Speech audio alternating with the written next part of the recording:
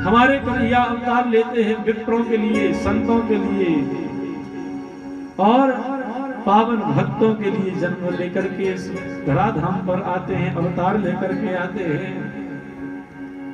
तब यहाँ पर कहते हैं नारद जी महाराज, युधिष्ठिर जी महाराज नारद जी से कहते हैं कि एक काम करिए, आप मुझे ऐसे परम भक्त की कथा सुनाइए। तब यहाँ पर नारद जी महाराज कहते हैं क्या? हिरण्यकशिपु राजन अजय मजरामरहु आत्मानं प्रतिद्वन्द्वो एक राजो विधिसता। कहते हैं कि हिरण्याक्ष का बड़ा भाई हिरण्यकशिपु जो अपने राज्य में राज किया करता था और जिनके यहाँ परम भक्त श्री प्रहलाद जी का जन्म होता है। हिरण्यकशिपु की पत्नी का नाम कयाधु और कयाधु के गर्भ से 4 बालक जन्म लेते हैं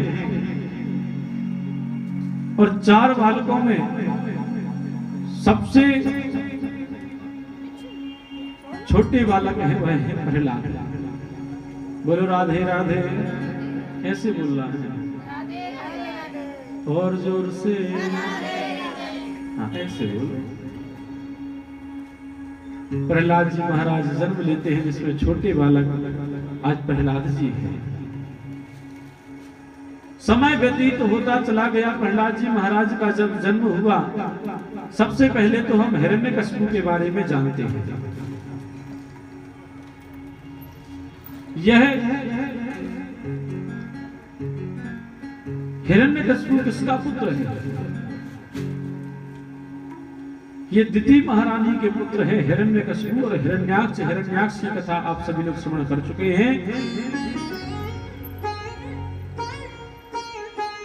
क्योंकि हिरण्याक्ष जो बराह भगवान प्रकट होते हैं, हिरण्याक्ष पृथ्वी को लेकर के जल में चला जाता है और बराह के रूप में भगवान आते हैं और आकर के उस पृथ्वी को, हिरण्याक्ष को मार करके उद्धार करके, और आज हमारे भगवान प्रभु नारायण बराह के रूप में आए हुए और पृथ्वी को ला करके जल के ऊपर स्थापित करते हैं।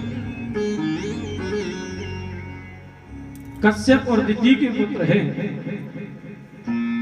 एक बार की बात है, कश्यप जी महाराज संध्या कालीन वेला में बैठे बैठे संध्योपासन कर रहे थे।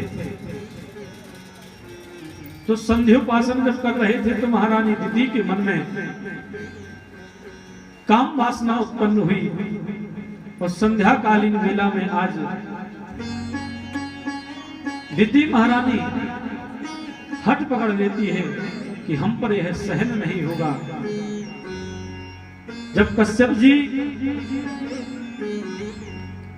बहुत मना किया कि संध्या कालीन वेला में कई काम नहीं करना चाहिए, 4 काम है वह नहीं करना चाहिए, नहीं मानी। और संग करने के बाद में जब गर्भ रह गया तो गर्भ रहने के बाद में क्षमा याचना मांगी। आज कश्यप जी ने श्राप दे दिया कि तुम्हारे यहाँ संतान होंगी और संतान होंगी 2, लेकिन 2 संतान ऐसी होंगी जो तुम्हारे राक्षस प्रवृत्ति की होंगी, क्योंकि संध्या कालीन वेला में यह जो कर्म किया है उस कर्म के करने से राक्षस संतान पैदा होती है। विशेष करके आप सभी लोगों को बता दें, संध्या कालीन वेला में सहवास नहीं करना चाहिए। अगर जो भी करता है उसके यहाँ राक्षस संतान पैदा होती है जो कुल का कलंक बनती है। और संध्या कालीन वेला में सूर्य अस्त के बाद, जब सूर्य अस्त होता है, संध्या कालीन वेला में व्यक्ति को और विद्यार्थियों को पढ़ाई नहीं करना चाहिए। जो भी विद्यार्थी इस समय पढ़ाई करता है उसको जो भी याद करता है वह विस्मृत हो जाता है। इसीलिए हो सके तो प्रातःकालीन वेला में बच्चों के लिए पढ़ने के लिए बिठा लेना चाहिए, क्योंकि जो भी प्रातःकालीन वेला में और ब्रह्म मुहूर्त में बैठ करके जो भी बालक जो पढ़ेगा उसको मरने तक उसके लिए वह शब्द और वह पढ़ाई भूल नहीं सकता। अब आती है बात, संध्याकालीन वेला में भोजन नहीं करना चाहिए।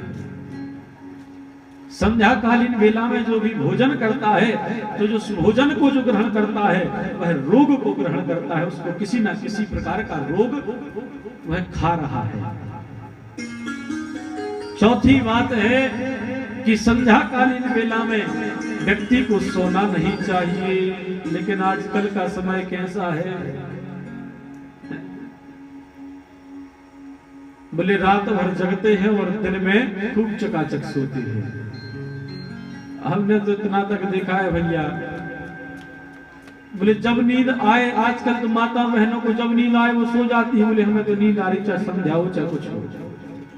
लेकिन जो भी संध्याकालीन वेला में सोता है उसकी आयु का क्षीण होता है, उसकी आयु कम हो जाती है, जो भी संध्याकालीन वेला में निद्रा में सोता है। इसलिए 4 कर्म वर्जित है संध्याकालीन वेला में। तो वही दिति के पुत्र बड़े होकर के आज यह हिरण्याक्ष और हिरण्यकशिपु के रूप में आए, जिसमें हिरण्याक्ष की कथा आप सभी लोग श्रवण कर चुके हैं। और आइए हिरण्यकशिपु की कथा श्रवण करते हैं, जिसमें प्रहलाद जी भक्त जैसे, प्रहलाद जैसे भक्त जिन हिरण्यकशिपु के यहाँ जन्म लेते हैं।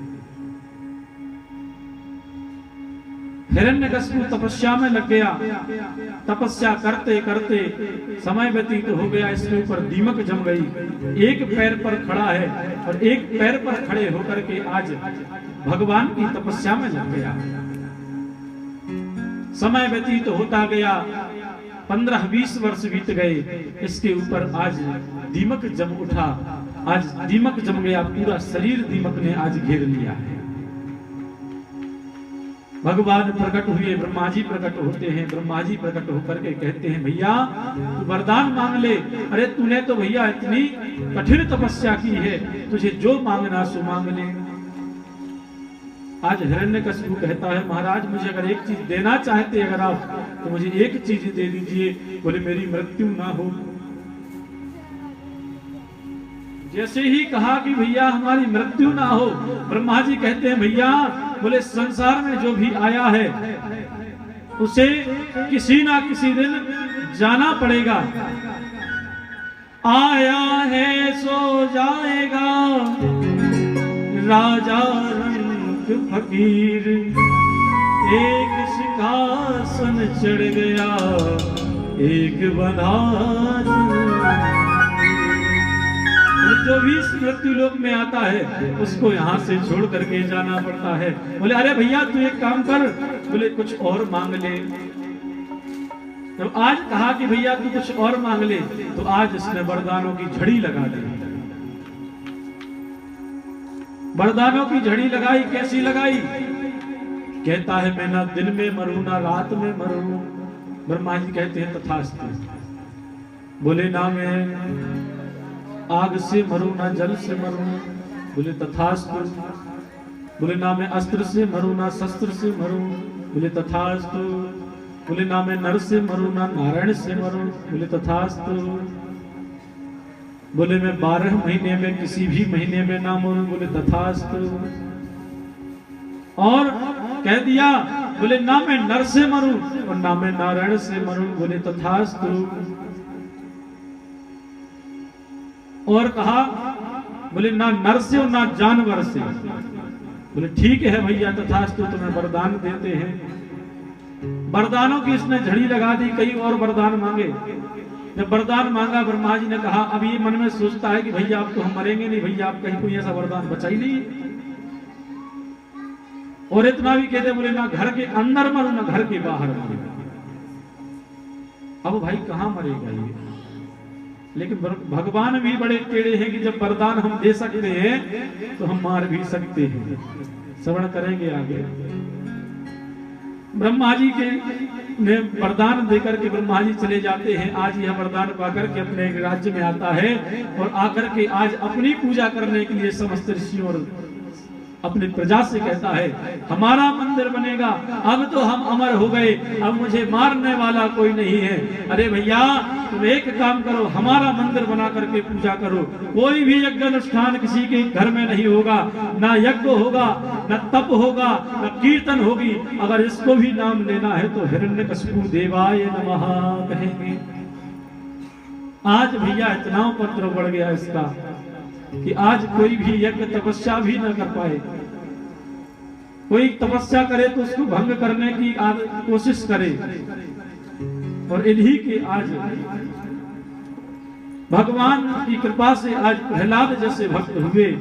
प्रहलाद जी महाराज ने जब समय आने पर जन्म लिया तो आज धीरे धीरे अपने घर में बड़े होते चले जा रहे हैं। एक दिन की बात है जब हिरण्यकशिपु ने मन में विचार किया कि भैया आज मेरा बालक बड़ा होता चला जा रहा है, तो एक काम करते हैं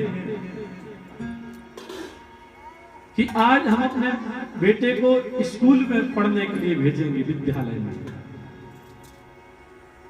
इसने अपने